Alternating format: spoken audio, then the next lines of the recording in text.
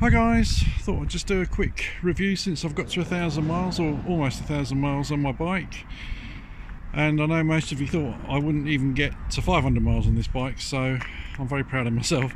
I'm absolutely loving the bike. I'll point out a couple of things that I don't like about it, but there's only a couple of things really.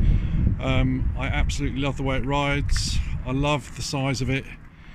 If anyone's 6'3" or 4 or 5 or over, this bike is perfect because it really has got loads of leg room.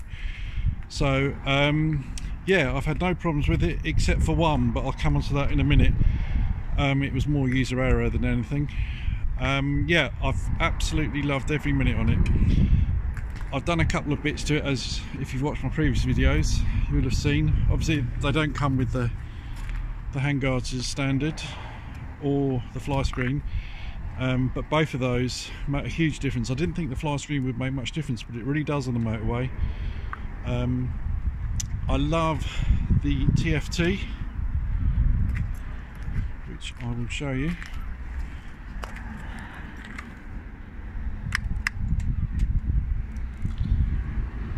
There you go, 900 miles, but I'm 100 miles from home, so by the time I get home it will be 1,000 miles.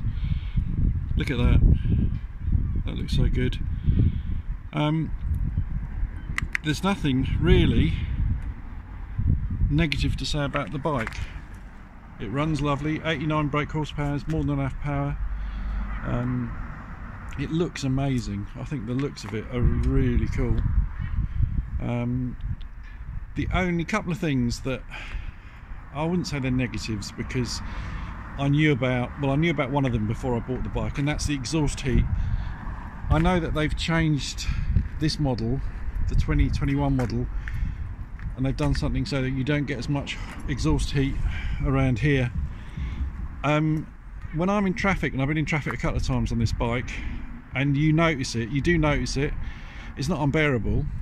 But what I would say is, if it's a hot day or if you're in a hot country, it possibly might be a little bit of a pain, but to me it's not. I've noticed it, but it isn't a game changer, and it doesn't make me love the bike any less. That's the first thing. Really, the only other thing that I wish it didn't have was keyless ignition, because I'd much prefer to put a key in. That thing there is for the steering lock. If they'd had the ignition sort of there, it would have been much better.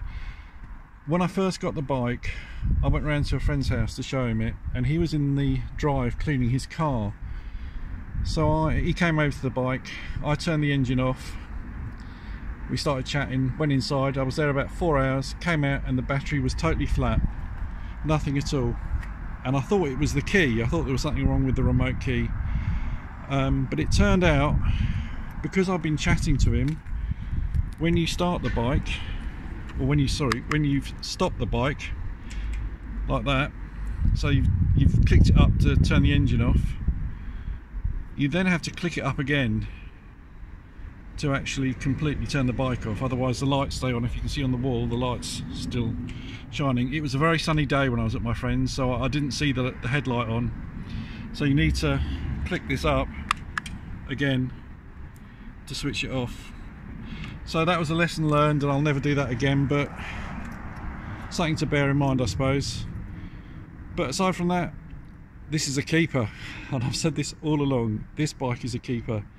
I will have this bike in 2 years' time without a shadow of a doubt, unless, God forbid, I come off it. But anyway guys, spring is here, because it is absolutely stunning today. So have a good one, and I'll catch you on the next one. Ride safe guys.